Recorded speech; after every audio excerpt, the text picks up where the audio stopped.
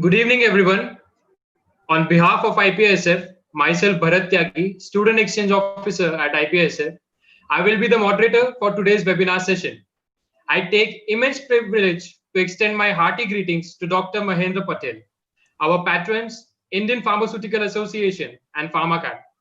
And I welcome all the students to an exciting webinar session of Listen to Legends, Day 3, which is exclusively for pharmacy students from IPSF in collaboration with PharmaCat on the topic India, an antibiotic guardian tackling AMR in COVID world. I heartfully thank our mentors, Dr. T.V. Narayana, President IPA, and Dr. S. Vidyadhara, Chairperson IPA Education Division, and Dr. V.S.V. Rao, immediate past President of IPA, for guiding us and supporting us. We also thank all the reputed panelists, respected principals of various colleges for joining our webinar series and supporting us. Now, I invite our respectful mentor, President IPA, Dr. T.V. Narayana sir, a man with a vision to provide opportunities to talent. The one who has been our biggest supporter in all our endeavors, a person who truly supports and encourages students to push their limits to achieve success. I request sir to speak few encouraging words on this occasion. So over to you, sir. Yeah, thank you, Mr. Bharat and IPSF for organizing the wonderful series of these webinars. And first of all, let us all pay homage to our pharmacist who is a victim of COVID-19, who is working in a government railway hospital in Howrah, Sukhdev Beg, and he is working in Howrah Ardo Hospital. It is a railway hospital from West Bengal. Let us just pray to God to rest of his peace in his soul, and let us pray half minute silent in homage of our pharmacist who has succumbed to COVID-19. Just half minute morning to pay homage to our pharmacist.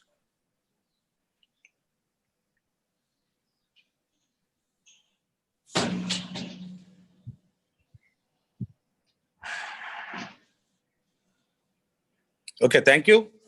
And my compliments and congratulations to IPA Students Forum, particularly Pragna Ella, Aditya Srinivas, Rini, and Rahmatullah, Swati, Harish, Yogendra, Anna Joseph, and Hari Krishna, and Rajvardhan, and all IPSF leaders.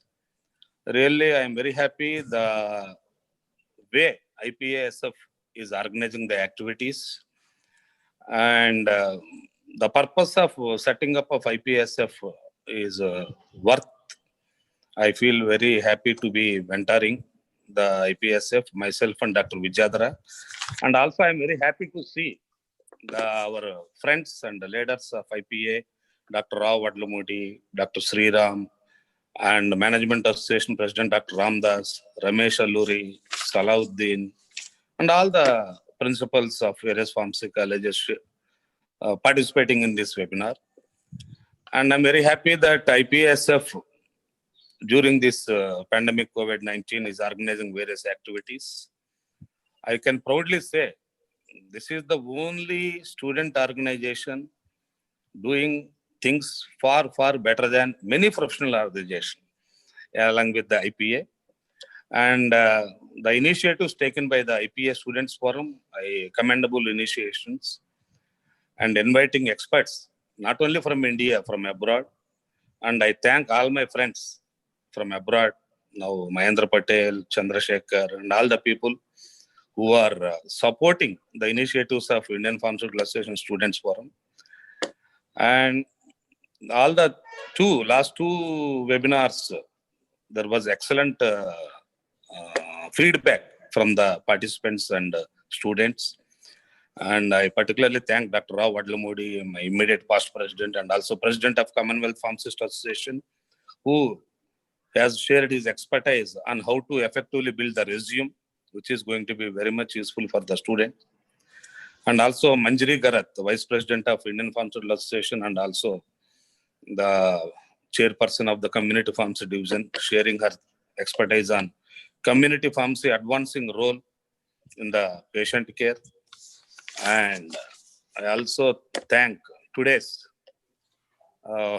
expert, my good friend, Dr.Mahendra Patel from London, and for sharing his expertise.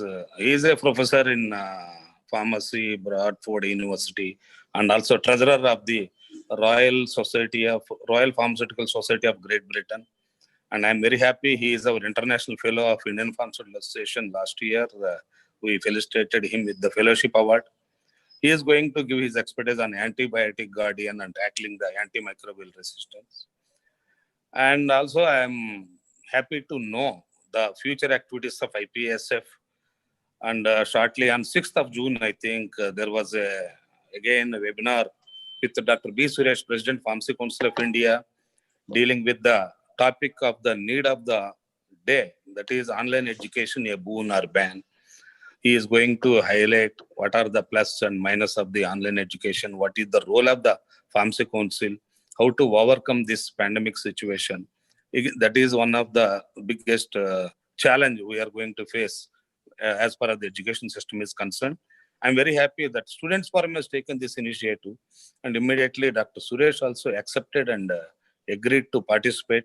That is going to be give solutions for so many queries during this pandemic 19.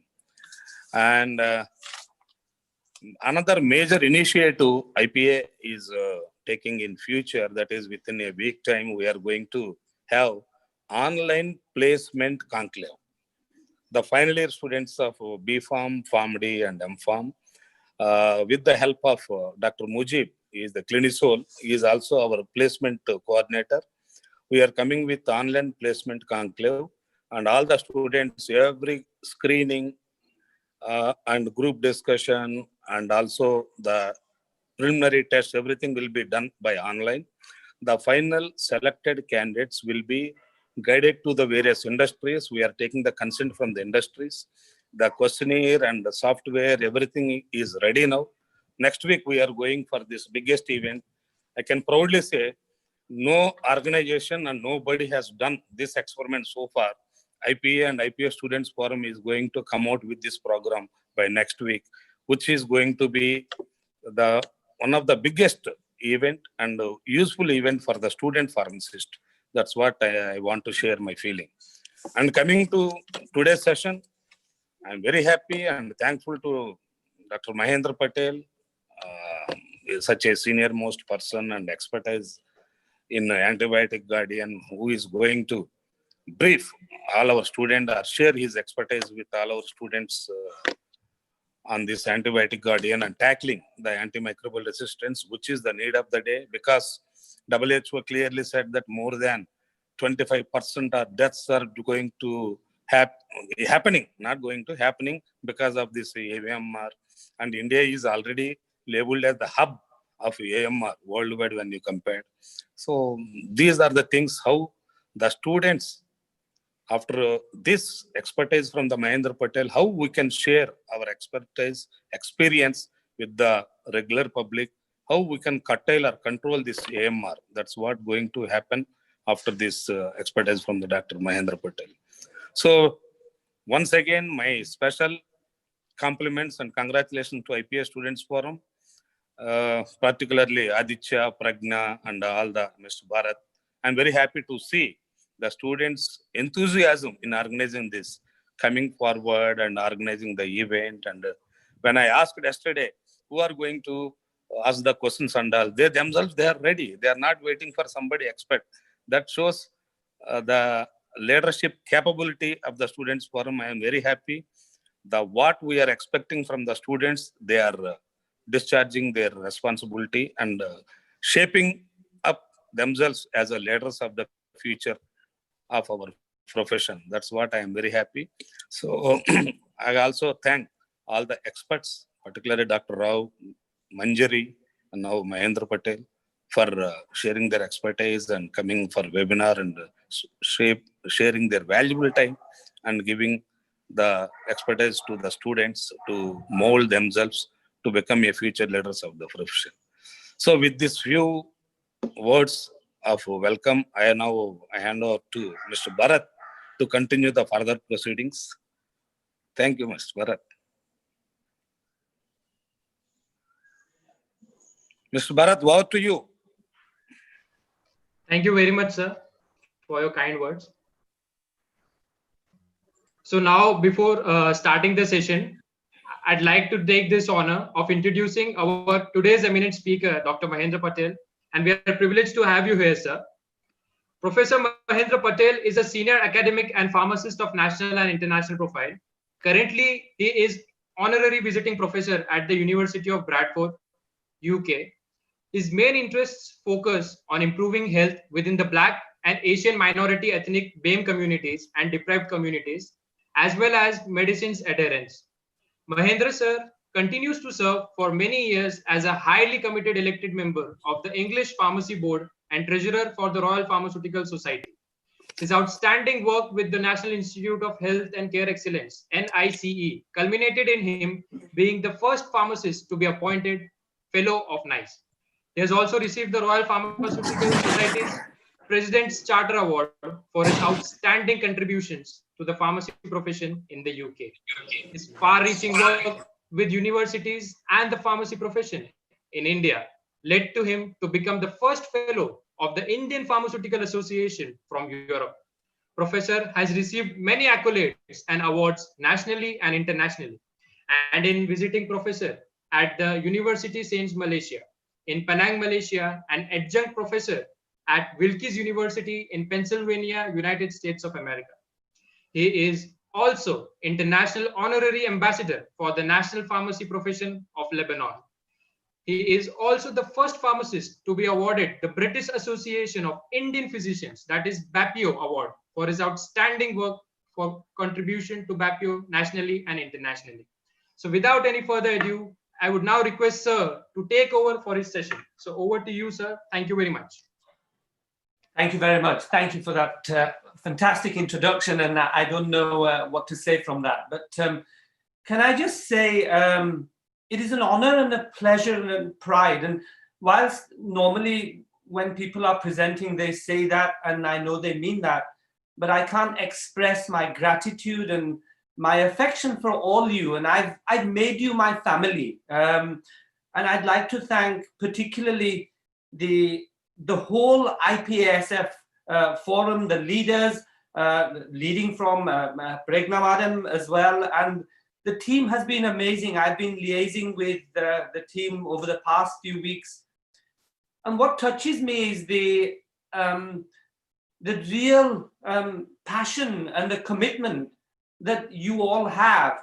And I wish I could share that everywhere, wherever I travel, really. And to witness that, it really touches my heart. And I have to say, your energy, your enthusiasm, your drive in terms of wanting to do something for the profession is possibly the reason why, even at my age, I'm not that old, but it keeps me going and wanting to do more, really, because I have reached wherever I want to in my profession, at the very top, nationally, internationally. So it's not about me reaching anywhere.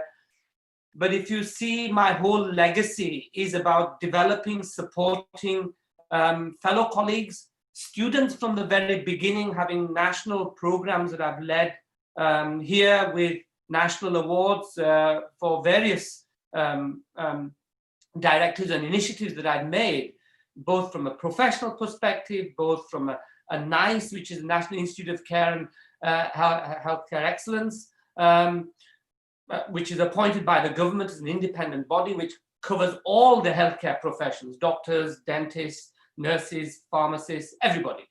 So it's a legacy that I've developed with students, and I'm seeing this. Over the past few weeks, I've been thinking, perhaps I could really help and support even further, drive forward this ambition, this energy, this vision that the IPASF has actually invigorated in me to support them into their into a mission that I don't think anybody anywhere else can copy or mimic. And let's turn it into outputs. We all talk, we all say we do this, we are great, we are great. But I am one for looking at outputs. So on that note, I'm delighted to be able to share my time with you and honored to be invited to look at some of the intelligence behind how we can support and make India together one of the global powers in terms of healthcare provision through the pharmacy profession, not just from the student body, but from the whole pharmacy profession, in making it seen as an exemplar sign for everybody to look up to. And I live in Britain, I live in England, but as for those people that know me, even though I was born and bred in the UK, my heart and my roots are in India, and I visit India even for 3 days if I have to, really. So I am as much Indian as I am British, but my heart is always with India. So anything I can do, I hold my hand out. I'm happy to help and support you. So on that basis, I'm also honored that Professor Rao, TV Narayana Sahab, and all the distinguished panel that we have in terms of the IPSF and everybody that's listening in, that it really means something to me that I feel this family, and that's what I work. I don't have any agendas or anything. I just want to help and support. So I've given you all my details here. Anybody that wishes to contact me, they can do. I also have a LinkedIn profile. Please feel free to if I can do anything, I will try my best to support and help. So I'm going to give a talk on antibiotic guardians. It's something that I started in 2020 when I was at the IPA conference in Visakhapatnam earlier this year, and just managed to escape the COVID, thankfully. And looking at the antibiotic guardians of how we've already had some antibiotic guardians through the leadership of Professor Rao as well, and I'll go on to that. But I'm thinking this is an opportunity here that we could be seen. It's an output. Globally, people are looking inside already from the outside. And I know through my European connections, through my Public Health England the government connections that we have that's supporting the program from here is, and this will be perhaps a model that other people can share. And I know with Professor Rao's position as president of the CPA and Narayana Sahab now in the South Asian Pacific lead as well, it's something that we can champion further. And I want to do this because Dr. Narayana Sahab, he mentioned the issue around the 25% of people can die if the antimicrobial resistance, the antibiotics agenda is not tackled properly. And that could be you, that could be me, that could be your family, that could be my family, that could be our loved ones. When the antibiotic is used and it's not going to be appropriate, it's not going to be it's not going to be effective, then what is the point really? And we are just going to be left to die. So without further ado, contact me, use that. That's where I am. And as I said, I will be working with the under the leadership of Narayana Sahab and of course Professor Rao. I want to be with part of that program in every way to support. But you are as students, and I'm hoping this will go out further than students, but you are tomorrow's pharmacists. So you're not just students. You should call yourself tomorrow's pharmacists. And you will be the people that will be the new face of pharmacy in India and hopefully globally as well, to take things forward. And that's the energy that I want to put forward. So can I just share that one of the things that we want in this program is use the hashtag BugBeatIndiaIPA and hashtag Antibiotic Guardian. Both of those has got to go together, because this is something that IPA and IPASF are driving forward as an initiative, but the hashtag actually registers with Google Analytics and the wider program that it fits in terms of reducing antimicrobial resistance. So antibiotics guardians in India. Why do we want it? And the reason why we want it is I want to make my personal aim, and no matter how long and how much money it takes of my own, on my time, but with the support of you all, I want to make India to have the highest number of antibiotic guardians in the world in its mission to reduce antimicrobial resistance. As we have already seen, India is dubbed as the global capital for antimicrobial resistance. And that means the problems are huge, partly because of the large population that we have, partly because of the reaching out the messages to the rural areas as well, partly because of the density that we have, the literacy levels, reaching out to everybody in a way. And you as pharmacists are the champions to take those forward. I've had this session, a similar session with Dr. B. Suresh a few weeks ago and Atul Nasa Sahib when we were doing a webinar. And one of the key drivers that we need to look out for is even in the community.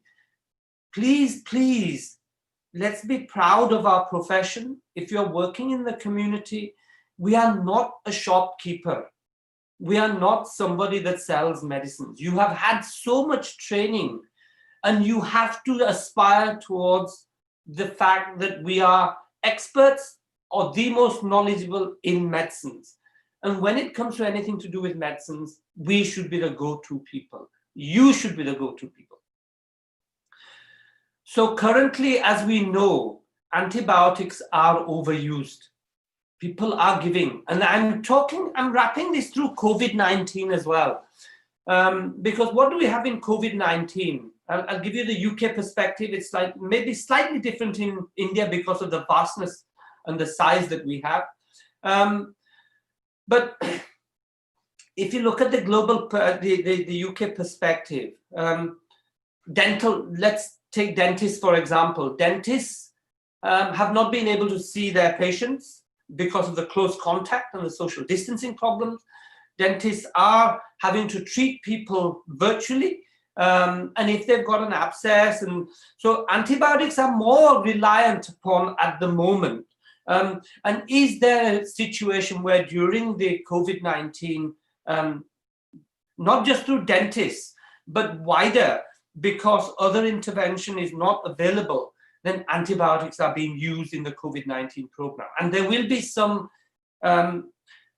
studies or certainly some evaluation going on around the use of antibiotics during the COVID-19 period. Has there been a sudden surge in antibiotic usage? But the other issue is antibiotics. I just tweeted that this morning just to let everybody know. And remember, on social media, it's not just the professional people that see it, other people see it, lay people see it. So it's getting that message out. Antibiotics are no good in the treatment of coronavirus COVID-19. And that is fundamental. And that is a message that we have, India are driving this forward with the government as well. And perhaps a simple message that antibiotics are no good in the treatment of coronavirus. So secondary infections, that's a slightly different thing. So that's one thing. And the unnecessary use would add on to that. The overusage is another thing, because people may think, well, I can't get anything else, but I'll take some antibiotics. And the purchasing of antibiotics as well. This free selling of antibiotics and the free obtaining of antibiotics makes that global problem even more difficult for India to contain the antimicrobial resistance.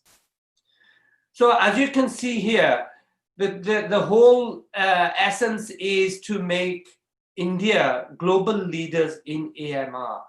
And the antimicrobial resistance program is now obviously supported by FIP, the Commonwealth Pharmacy Association, Federation of International Pharmacists, and also from as part of weaving into the World Health Initiative and objective. So I'll give you an example, and I really would like to see what you think on this. You know, and just to point out, antibiotics are only effective against bacterial infections and colds that are caused by viruses. So I've mentioned that. Simple coughs and colds does not mean to say I'll go and get some antibiotics. Now this happens in the city, and in India, because you can buy things, it's more free, even though legally there has to be a prescription behind it. We can't do that here, but in parts of Europe it happens as well, where it's less relaxed. I'd like to ask you the question, every time I go to India, every time, whether if it's for 2 days or 4 days or 1 week, I always test the system. And the system is this. I pose myself as a patient, and I will say, I'll make up something. I've got diarrhea, or I've got a bad chesty cough. What can you give me? And these are some of the examples. So I was with my association with the British Association of Physicians of Indian Origin, and there was the Global Physicians of Indian Origin conference where I was invited to present in December in Nagpur. And my colleagues, psychiatrists, friends, etc. And I said, look, I just want you to come to the pharmacy with me and just watch. So this is what happened when I went in. This was one where I said, I have got a bad cough and a cold. What can you give me? No, I think this is where I said, I have diarrhea. What can you give me? I had no questions asked. How long I'd had the symptoms? Have I been taking any other medication? What have I got other condition that would affect anything? Had I eaten something badly? And immediately I was given ofloxacin and onidazole. And they just said, I said, well, I've only got it mild, so you can have 1 course or 2 courses. Now, please, I love India. This is not a criticism on India. I'm thinking, how do we address this system? And perhaps it's partly through the curriculum in educating our undergraduate students more effectively, for them to understand, for academic tutors like ourselves, and practitioners like ourselves, to be able to learn that this cannot happen. So then I said, have you anything else? So the next one said, what about loperamide, sir? Now, they're giving me an antibiotic, then they give me loperamide to stop my bowel motion. And I said, well, what happens if that doesn't work? So he then turned around and he said, have some coffee, sir, that will help as well. Point I'm trying to make here is, this is just one example. And what happens if there was blood in the stools? What happens if that diarrhea had been going on for a long, long time? What about the rehydration therapy? What about them affecting, let's say, for example, they're hypertensive, what is happening to their blood pressure control? Is it bacterial? Is it something that could spread wider? This was something that I went to, this year. I went to an airport pharmacy. I won't mention any names because it's not fair.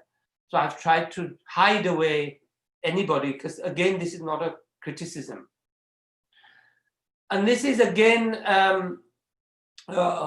Oflochem, which is, I can't say, onidazole and another antibiotic with it. No questions asked. Do you want 1 week's course, or do you want 1 course or 2 courses? Again, the dosage, everything was never explained to me.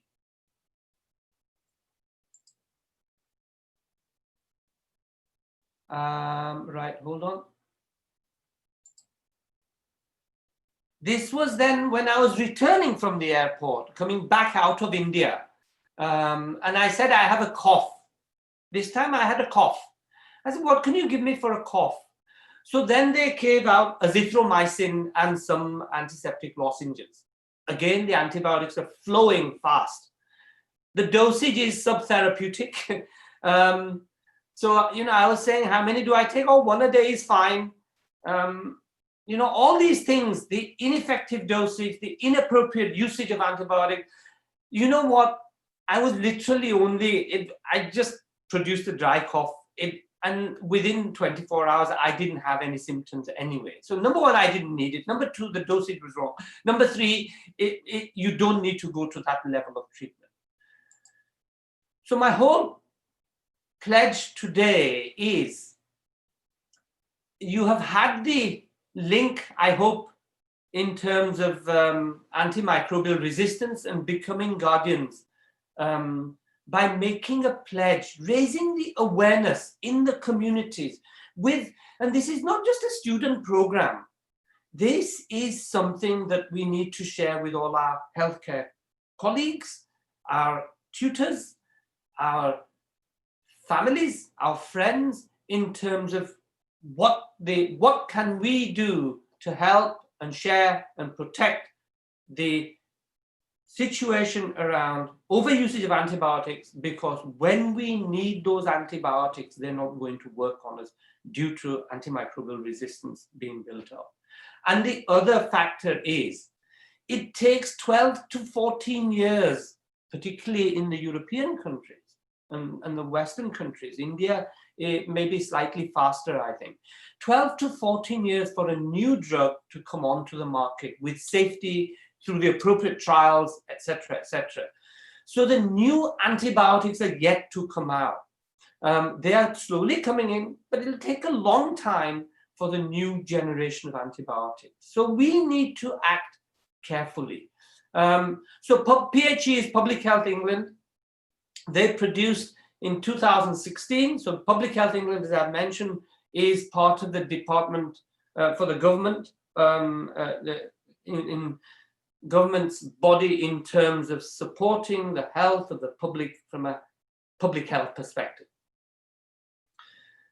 And I think you've got to remember that you shouldn't ask for antibiotics. You shouldn't ask. And if you're not sure, then ask your pharmacist. And I think that's another culture in India that will take a little bit longer for them to work. But because you have lots of foreign travelers, they may be used to going to the pharmacy and asking for advice. But advice doesn't mean to say that you have to give antibiotics. And I think from a business perspective, there are other things that you can still sell that would actually be more beneficial, like rehydration therapy, like the loperamide, like, so all those things, and giving the dietary advice could help as well. But there is a business element, and I understand that, but you can do it with other things as well. So the other thing is to take antibiotics exactly as prescribed. How many people, I would ask, how many people have been to a pharmacy, have been prescribed antibiotics, and 2 days later they felt okay, so they stopped taking it? And that's the other area where we as pharmacists, champions in providing the best advice in terms of medicines, experts, then we should be telling them, you must finish the course. Because if the infection comes back, it could come back with a venom, and the antibiotic will be resistant to that bacterial infection. And it may mean that you will have to go through several other antibiotics before it actually works, which may have some side effects. It may not be, the specificity may be diluted. So you have to be careful from that perspective. How many people, and I'm asking you the question, have you shared your antibiotics? Oh, this antibiotic has been very, very good. Now you keep it and use it at a later time. We have people from the UK, America, going into different countries, buying antibiotics, bringing them back here, and then sharing it with all their friends and families if they have a cold, a cough, etc., etc. This is the problem. Don't save them. It has been prescribed for your conditions, specific to your needs. Complete the whole course and spread that word. So this is some of the issues in terms of forget the England aspect, which is the 1 in 3 patients in hospital in England are on antibiotics at any one time. So for the UK, which is, just a little bit smaller than the state of Gujarat where I come from, so that's the comparison. But it's very condensed, very highly populated. But 1 in 3 patients, 33% of people in hospital have antibiotics. If they don't take it as prescribed, if they don't finish the course, then their illness is going to be really severe even once they've been discharged. And you can see the different types of people who prescribe. In Europe, 25,000 people per year die as a result of infections caused by hospitals. And that's because the antibiotics are probably not working, the antibiotics are resistant, or they've not been taking it as prescribed. Translate that one state, Gujarat, to all the different states in India. From the hospital sector, you have got an avalanche of people who could be better just by simple advice and educating them. If you look at the global perspective, failure to addressing the antibiotic resistance could result in 10 million deaths by 2050. That's the global perspective. And it costs 66 trillion pounds. I don't even want to know how many noughts it would have in terms of rupees. So this is the problem in terms of that's loss of earnings, etc., how much it affects people. But 10 million deaths by 2050 is something that could be avoidable.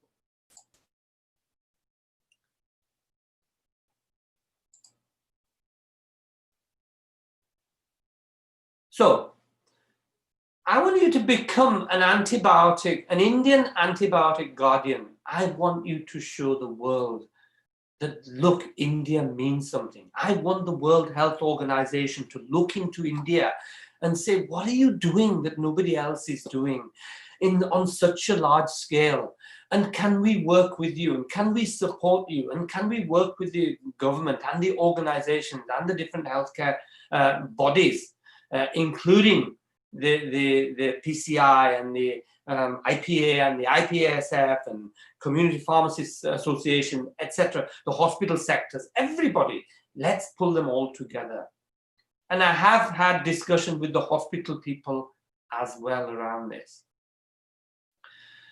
So the biggest threat, and if we don't use these antibiotics properly, then, things like cancer therapy, if you've been into hospital with a broken bone and you may need some basic operations, those antibiotics are not going to work, and it's going to take longer for you to heal and get better.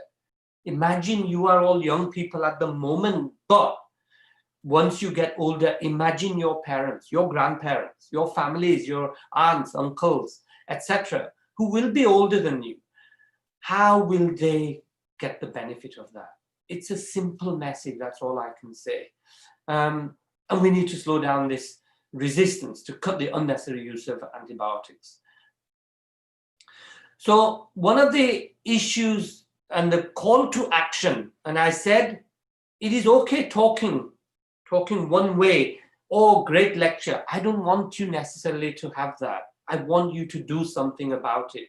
And by making a pledge, a promise, how you will make better use of antibiotics and save these vital medicines from becoming obsolete, is how you can help the world, the national problem, the global problem in antimicrobial resistance.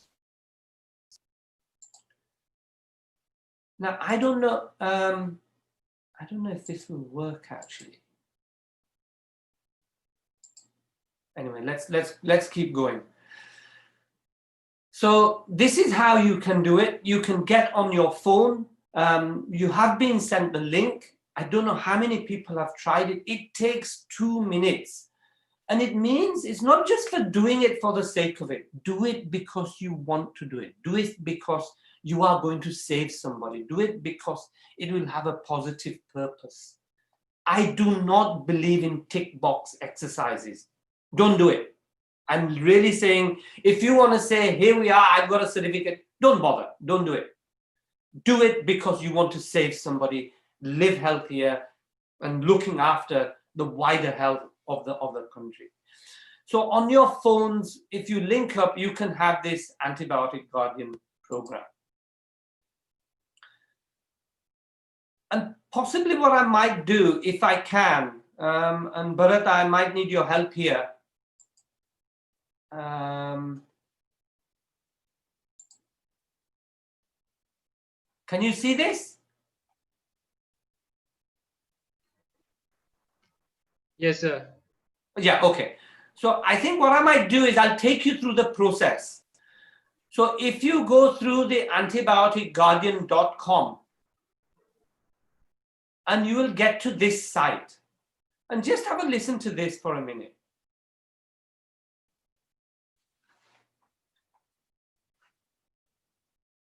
When was the last time you had an infection? It probably wasn't a great worry because you know you can just get some antibiotics. But the problem is that antibiotics don't kill bacteria as well as they used to. The bacteria have become resistant. In fact, there are some bacteria which are now totally resistant to all antibiotics. This is one of the biggest threats to everyone on Earth, and the problem's only going to get worse. Unless we act fast and together, we're going to enter an era where no antibiotics work. It will be like going back to the 1930s, before they were discovered. Infections that we now regard as trivial were often fatal. Complex surgery was impossible because of the risk of infection. In fact, modern medicine depends massively on antibiotics. Did you know cancer treatment destroys the immune system? Most patients need antibiotics to survive. Imagine, no more heart, bowel, or bone operations. No more cancer treatment. This is where we're headed. But with 3 very simple steps, we can all become antibiotic guardians. Step 1, don't demand antibiotics from your doctor. We've all been there, begging for antibiotics because you feel terrible, or worse still, you're looking after a sick child. We don't need them every time we're ill. In fact, although everyday infections may make you feel unwell, antibiotics make very little difference to colds, flus, and sore throats and coughs. So ask a pharmacist about over-the-counter remedies that can treat your symptoms. Step 2, take antibiotics exactly as they're prescribed. Never save them for use in the future. Never give them to someone else. They'll work better, and the bacteria are less likely to become resistant. Ways of getting your certificate, you can become proud of that. Let's put that out. Let's showcase all these things. And you can even add it on your email signature as well. And so if you follow through on how you can add it at the end, become an antibiotic guardian, that little link will then, whoever the email goes to, will also get them to join in as well. Because it takes you straight through to that. You can share your pledge on various, like I've said, Bugbeat India IPA and hashtag Antibiotic Guardian. And you can get all these different resources as well with it. And these are some of the messages that you can put on social media. Antibiotic resistance is one of the biggest threats facing us today. You can help by becoming an antibiotic guardian, hashtag, but put hashtag Bugbeat India IPA. So everything will be related. There's various ones that you can see there, or you can make your own.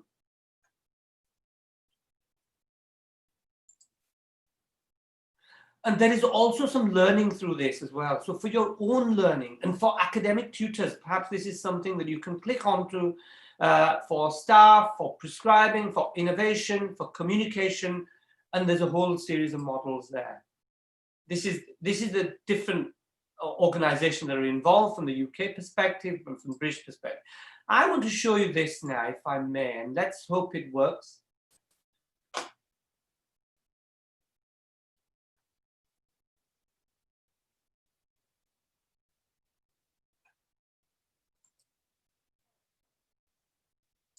This is by your fellow colleague, Yogendra, I think.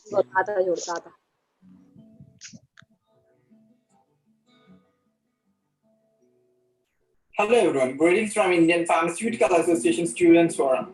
Myself Yogendra Kanchapur, Pharmacy Education Officer of IPSF. As the whole world is tackling with AMR, it's our minimum responsibility to inculcate the basic things of antimicrobial resistance to our friends and colleagues. Hereby, I'm going to take a pledge of Antibiotic Guardian. So first you need to go to this Antibiotic Guardian website. And right after that, you can see a couple of questions like antibiotics kill viruses. Yes, that is like false. And next, antibiotics are effective against cold and flu. That is false. Unnecessary use of antibiotics makes them become ineffective. Yeah, that is true.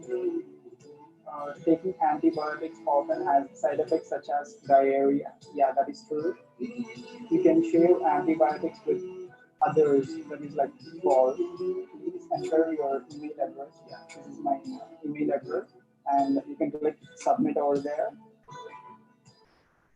And here you can currently see how many of the pledges are being done. It is like 84,252. Right after that, you can choose your pledge.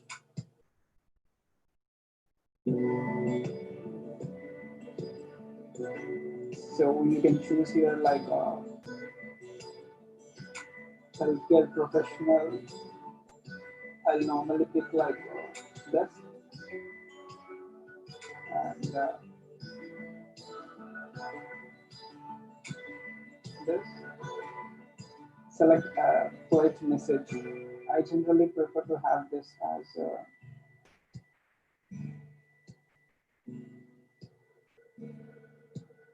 yeah. Whenever customers pick an antibiotic prescription, I'll encourage them to take the Antibiotic Guardian quiz online and choose their own pledge to become Antibiotic Guardian. You can tap that.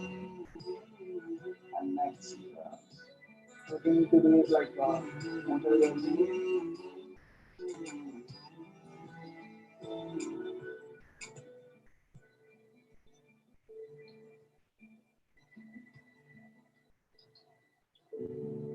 And right after that, everything is being sorted.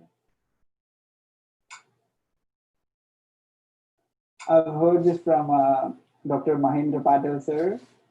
So it's from the university. And right after that, yes. Any future activities, yes. Just enter this code over there.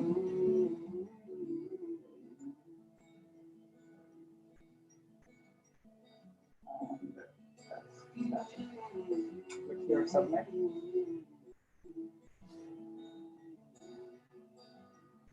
That's it, guys.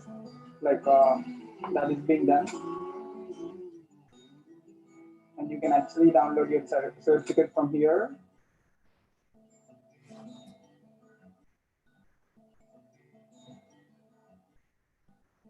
I've pledged to be an antibiotic guardian. My actions protect the antibiotics.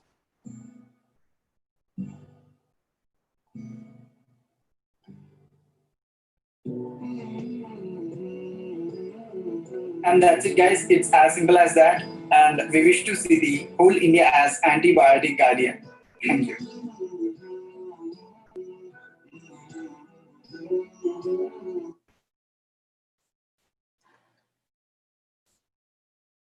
Excellent.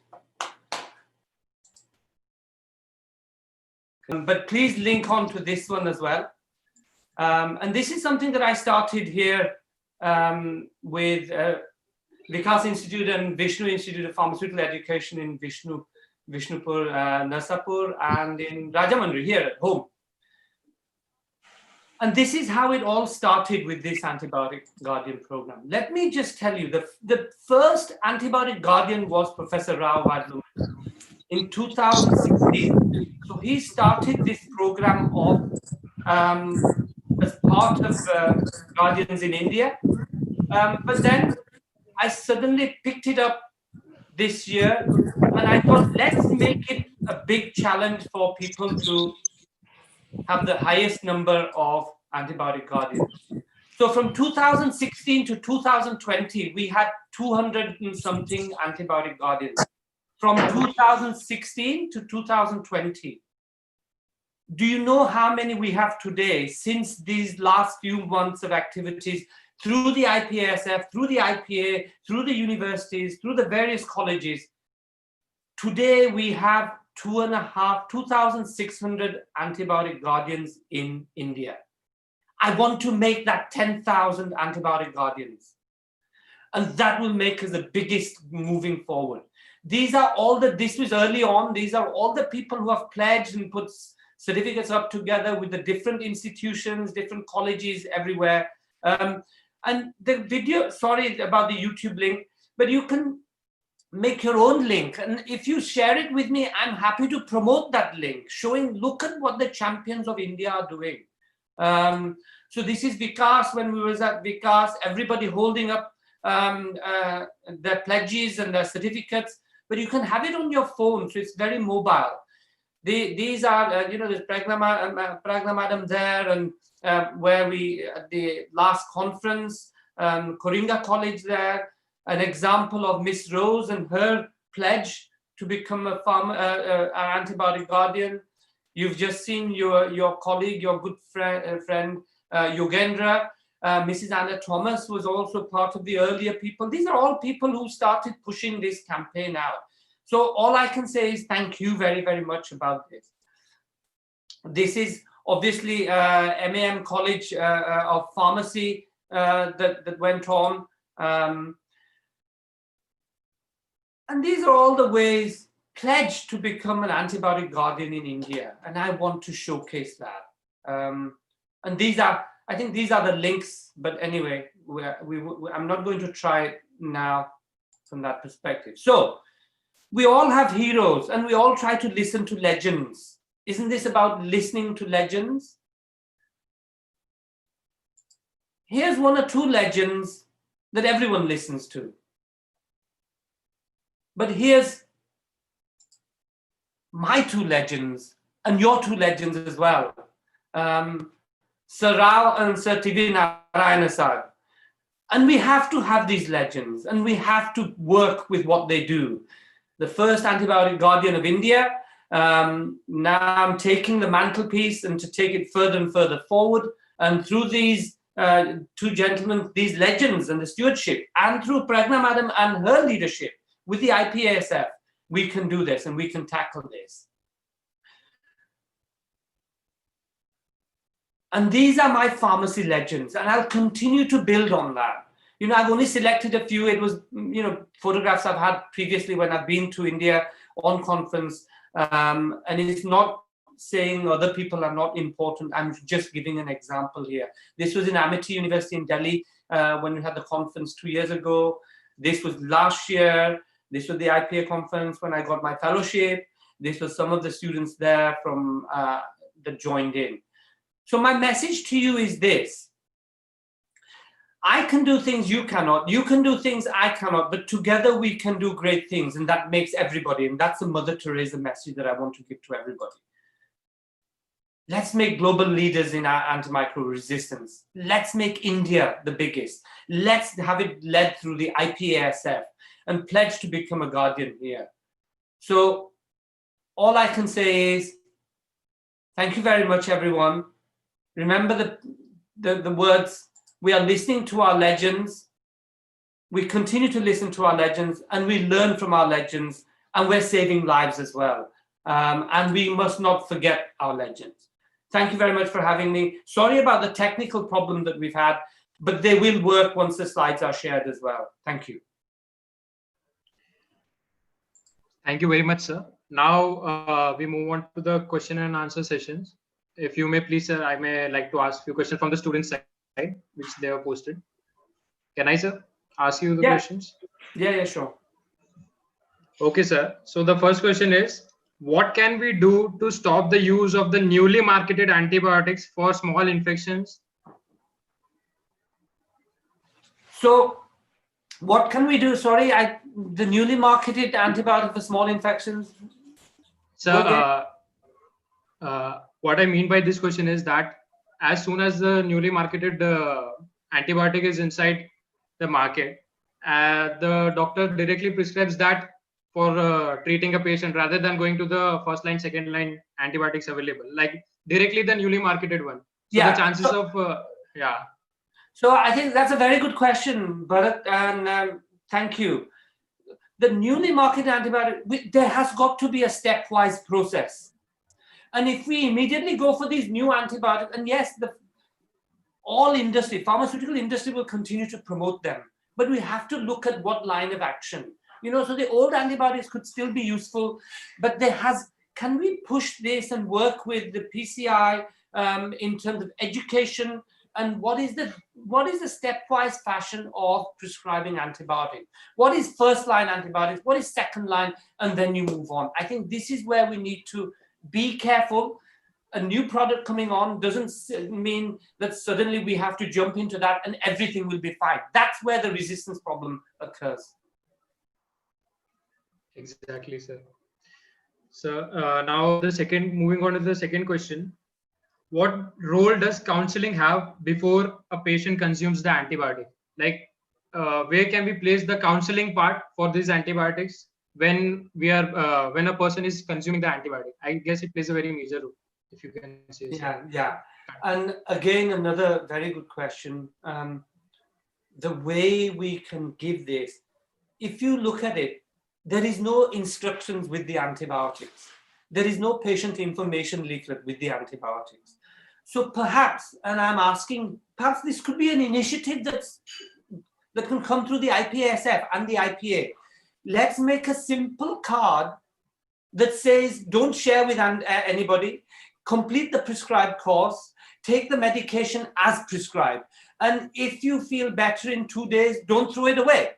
Make sure you continue to go all the way. If a simple card and a simple leaflet can be given or even explained to that patient, every pharmacist giving out that antibiotic, then that would help hugely. And it's not just saying it, but we have to explain why. So your parents, my family, it's okay saying just take the whole course, please.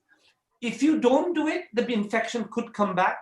If you share it with somebody else, how do you know they don't have a penicillin allergy or something like that, and you could hospitalize them? Give them the scenario.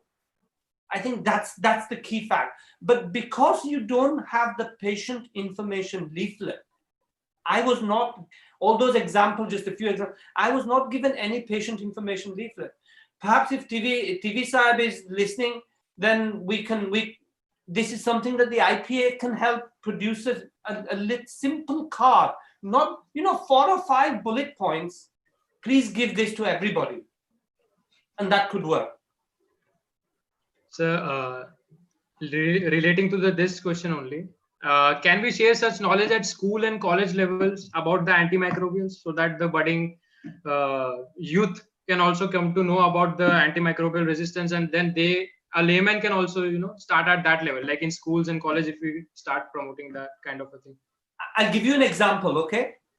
If you share this message in your family, in your village, in your little town or big city, wherever you come from, around the people that you live with, they will also take that message on board. So if you share that message with 5 people or 10 people, and then they share that with other 2 or 3 or 4 there is a huge chain of reaction going on, really. Perhaps, and if you look at my profile, I have developed national champions with NICE, with the Royal Pharmaceutical Society. So national meaning right through the country. Perhaps this is something that we can create as champions for India, to work in the universities and to share that. Why can we not do that? Every academic tutor will be on board. You are making a difference. And it's a simple thing, understanding the simple principle behind it. Very well said, sir. Now moving on to the final question. At present, antibiotics and antimalarials is being used to treat COVID patients in isolation wards. So what is your take on this, sir? And do you suggest any other alternative in this case? What can be done? Yeah. So we are looking at the moment, and there's lots of studies and trials going on about antimicrobials, antibiotics, etc. for COVID. as we all know, the treatment for coronavirus 19, we are still investigating the safest treatment possible in terms of vaccination and new drugs. India is leading some of that, I know, and they're very fast with that.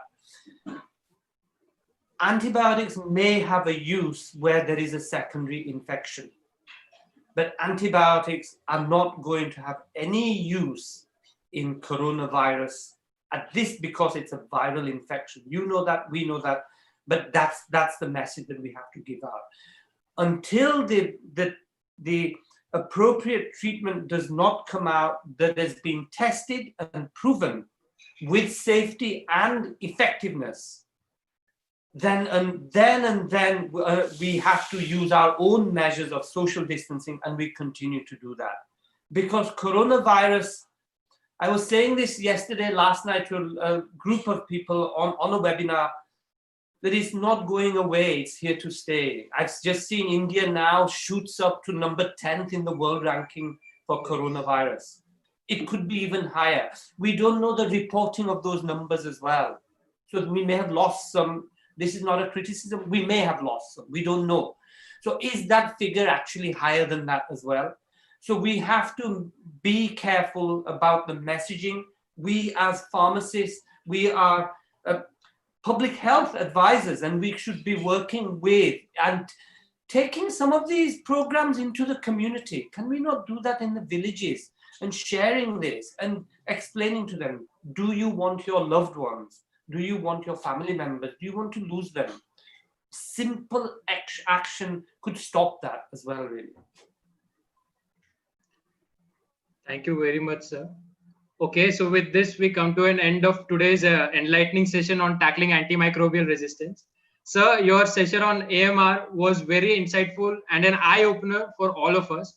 It is a topic which needs to be addressed to all the people consuming antibiotics, how essential it is for them to complete their medication regime as prescribed by the practitioner to avoid the development of antimicrobial resistance, as you explained very well.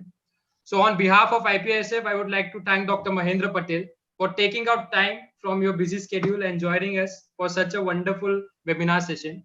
It was indeed a pleasure for all of us, and not only that, but your words of wisdom inspires many students like us to do good in our professional careers and build a safe and sustainable healthcare system all over the globe.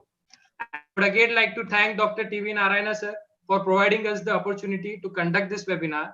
I would like to thank all the eminent panelists, principals of various colleges for joining us since the start till the very end. I would like to thank my team IPSF for conducting this webinar in a very smooth manner. And in the end, my special thanks to our talented audience who were a part of this 3-day webinar organized by IPSF. Your enthusiasm was just fantastic. I hope that you all will keep participating in events organized by IPSF in future and listen to such legends who are there and who are ready to guide us at all aspects of our life. IPSF now is going to conduct another webinar series on some very interesting topics with eminent speakers from pharma world. We will notify you all about the same in the coming days. Till then, stay tuned and follow IPSF on various social media platforms so that you can get notified with upcoming webinar series. Subscribe to our YouTube channel and press the bell icon to get notified for future updates. And also you can follow sir on Twitter and Instagram. His Twitter handle and Instagram ID has been shared. So thank you all. Goodbye. Take care. Thank you very much, sir, for joining us with us today. It was indeed a pleasure for us. Thank you very much, sir. Thank you for having me, and keep safe, everybody. But it's been an absolute honor and a pleasure. And I'm happy to work with you as we move forward as well. I'm here for you. Thank you. Thank you.